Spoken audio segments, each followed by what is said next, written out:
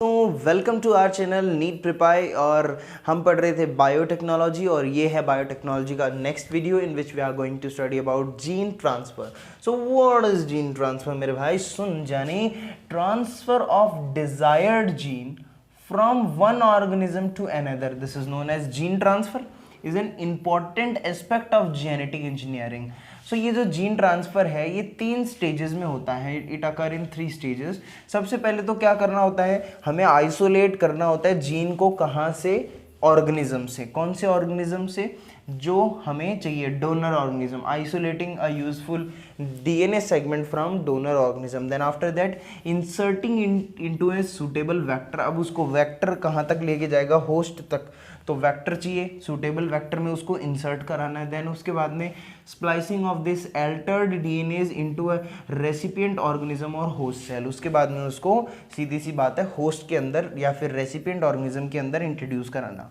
Now ये जो host organism होगा ये क्या करेगा? When this cell begin making the appropriate product. मतलब ये एप्रोप्रिएट प्रोडक्ट कैसे बनाएगी? देखो, जैसे मैंने आपको स्टार्टिंग में एग्जांपल दिया था, ह्यूमन में इंसुलिन बनाने वाला जीन इंसुलिन बनाता है। अगर हम उस जीन को कहीं और दूसरे अप्रोप्रिएट डोनर ऑर्गेनिज्म में डालेंगे, सो वहाँ अगर हम उसको इंट्रोड्यूस करा दें और वो भी जीन बनाने लगे इंसुलिन, या फिर हम कहीं और डालें, तो ये मतलब कहने का मतलब ये है कि वो जो ऑर्गेनिज्म है, होस्ट ऑर्गेनिज्म, वो क्या करने लगे? अप्रोप्रिएट प्रोडक्ट बनाने लगे। वहाँ पर जो हमने डीएनए डाला था, वहाँ पर जो हमने रिकॉम्बिनेंट डीएनए डाला था, आरडीएनए डाला था, वो मल्टीप्लाई होने लगे और हमें अपना प्रोडक्ट मिलने लगे वहाँ से, appropriate product. And this device and economically method for its mass production. फिर उसके बाद में अगर थोड़ा बहुत प्रोडक्शन होने लगे तो उसके बाद में हमें ये सोचना चाहिए कि उसके बाद में इसका इकोनॉमिकल मेथड कैसे किया जाए, इकोनॉमिकली इसको कैसे डिराइव किया जाए, यस और no. Then gene transfer is achieved by 2 kinds of transfer method. 2 तरह के ट्रांसफर मेथड से अचीव होता है ये जीन ट्रांसफर। सबसे पहले इनडायरेक्ट मेथड और जीन ट्रांसफर थ्रू वेक्टर। सबसे पहले वेक्टर के थ्रू जीन ट्रांसफर कराना इनडायरेक्ट मेथड है, और दूसरा मेथड है डायरेक्ट, जिसमें हम डायरेक्टली ही होस्ट से लेकर के उसको होस्ट में अंदर डाल देंगे डायरेक्टली। किससे? अपन लेकर के डोनर ऑर्गेनिज्म से। ओके, देन ये इनडायरेक्ट मेथड और ये जो जीन ट्रांसफर मेथड है थ्रू वेक्टर्स, ये आपने पूरा पढ़ ही लिया, फिर मैं रिपीट नहीं करूँगा। प्लाज्मिड को यूज़ लेके, वायरस को यूज़ लेके, वायरस के डीएनए को यूज़ लेके, ठीक है। देन एग्रोबैक्टीरियम ट्यूमिनिफेशंस वाला भी एग्जांपल मैं आपको बता चुका हूँ, जिसके अंदर टीआई प्लाज्मिड होता है, उसके ऊपर टी डीएनए प्रेजेंट होता है, जो वायरल डीएनए है, जो क्या करता है, जो कॉज करता है जो इन्फेक्शियस डीएनए है जो कॉज करता है ट्यूमर। क्या कॉज करता है? क्राउन गॉल और प्लांट ट्यूमर। ये चीज़ आप याद रखेंगे जो मैंने वहाँ नहीं बताई थी। प्रोड्यूस क्राउन गॉल और plant tumours, and you know it infect all types of broad leaved agriculture crop such as tomato, soybean, sunflower and cotton, but not cereals को इफेक्ट नहीं करता। This is all about indirect method और gene transfer through vectors, और ये हम पहले से ही पढ़ते आ रहे हैं।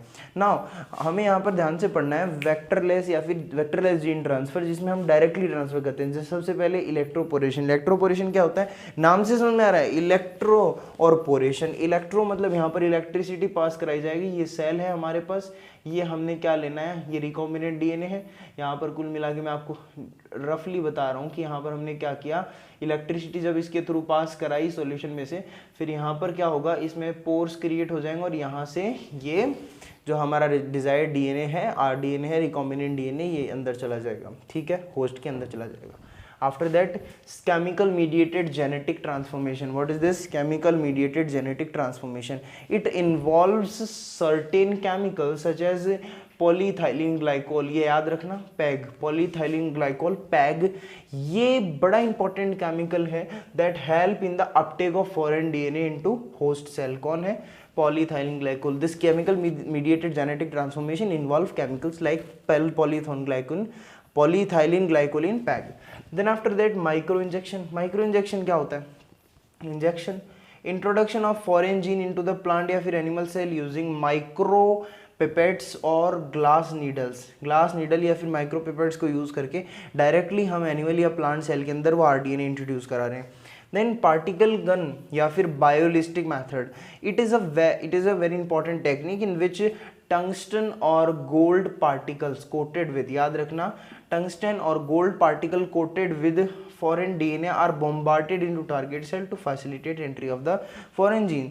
जो हम फॉरेन जीन उसके अंदर डालने जा रहे हैं, उस फॉरेन जीन को कवर कर दिया जाता है टंगस्टन या फिर गोल्ड पार्टिकल से, टंगस्टन या फिर गोल्ड से उसको कोट कर दिया जाता है। उसके बाद में उसकी बोम्बार्डिंग कराई जाती है कहाँ पर, जो होस्ट या टारगेट सेल है उस पर, जहाँ से एंट्री हो जाती है। Then liposome mediated gene transfer, it is not given in NCERT, this is liposome mediated gene transfer. In this method DNA enclosed in lipid bags, lipid bag के अंदर डीएनए को एनक्लोज कर देते हैं, फिर ये लिपिड बैग क्या करते हैं, ये प्रोटोप्लास्ट के साथ फ्यूजन कर लेते हैं और अंदर चला जाता है मैटर कंप्लीट। अब स्पेशली अगर एनिमल्स की बात करूं तो एनिमल्स के अंदर माइक्रो इंजेक्शन बड़ा इंपॉर्टेंट मेथड होता है। एनिमल्स के अंदर जो जीन ट्रांसफ़र है वो सब वैसे तो इलेक्ट्रोपोरेशन से भी होता है, सेल मीडिएटेड भी होता है, लेकिन माइक्रो इंजेक्शन में मैं आपको एक स्पेशली बता रहा हूँ कि माइक्रो इंजेक्शन कहाँ काम में लिया जाता है। जैसे फर्टिलाइज्ड एग या फिर एम्ब्रियो के अंदर है ना, अगर हम डायरेक्टली माइक्रो इंजेक्शन काम में लें, माइक्रो इंजेक्शन लगा दें, अपना कोई डिज़ायर्ड जीन डाल दें जो हमें आगे जाके जनरेशन में चाहिए, तो वो यहाँ से आ सकता है, ठीक है, माइक्रो इंजेक्शन।